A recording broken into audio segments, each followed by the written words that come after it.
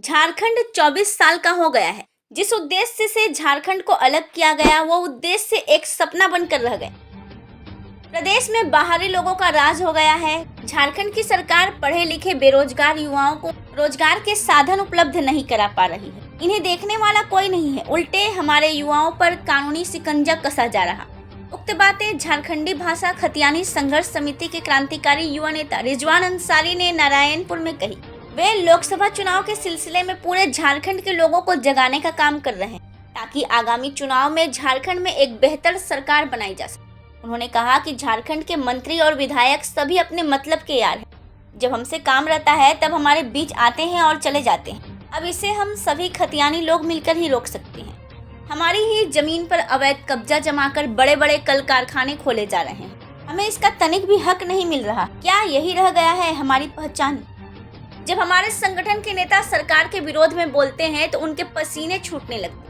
आज हम राजनीति में भी कदम रखेंगे तब इन पार्टियों का क्या हाल होगा। सरकार के 24 साल के कारनामों को उजागर कर रही है, उनके घोटालों की चर्चा कर रही है ताकि लोग समझे कि हमारे झारखंड को बाहरी ताकतों ने किस प्रकार से लूटा है। झारखंड के खतियानी रैयतों को धोखा देने का काम किया जा रहा है, जिसे जेबीकेएसएस संगठन कभी बर्दाश्त नहीं करेगा।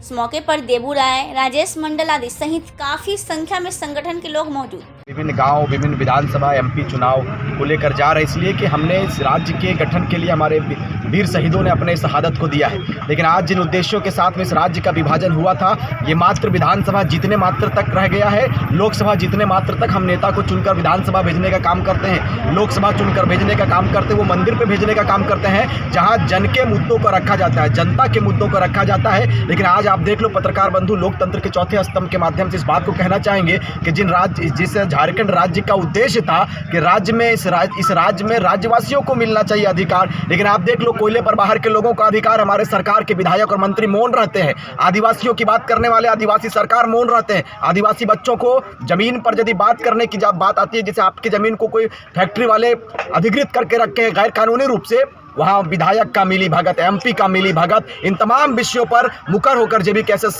बेहतर रूप से अपने आवाज़ को बुलंद कर रहा है। और आवाज़ को बुलंद करने मात्र से इन नेताओं का पसीना छूटा हुआ, जिसका परिणाम यह है कि हमारे बच्चों को, हमारे कार्यकर्ताओं को जेल के अंदर साजिश के तहत, षड्यंत्र के तहत डालने का प्रयास किया जाता है। लेकिन ये 24 साल का प्रदेश है, 24 साल के प्रदेश तैयार हो चुका है अपने पहचान के लिए, अपने परिचय के लिए, और 24 साल अपने अधिकार के लिए आगे आया हुआ है। बेहतर रूप से राजनीति के क्षेत्र में यदि हम लोग आए हैं और झारखंड के जनमानस ने हम सबों को आशीर्वाद दिया है, भरकर झोलियां आशीर्वाद दिया है। कल हमारा कार्यक्रम कोल्हान में था, शहीद सुनील महतो को मार दिया जाता है। 4 तारीख के दरमियान होली के शुभ अवसर पर एक शहीद को, एक सांसद के रूप में वो आपके बीच में था, लोगों के सेवा में था, लेकिन सुनील महतो को गोलियों से भूंज दिया जाता है। सरकार मौन है। राज्य के विभाजन के 24 साल, राज्य के विभाजन के 24वें वर्ष में हम लोग प्रवेश करने वाले हैं, कर चुके हैं। लेकिन आज देख लीजिए, सुनील महतो को एनआईए जांच तक नहीं हो पाता। ये दुर्भाग्य का विषय है। इन तमाम विषयों को लेकर हम लोग मुखर होकर लड़ेंगे और बेहतर रूप से अपने झारखंड की उन्नति को लेकर आगे आएंगे।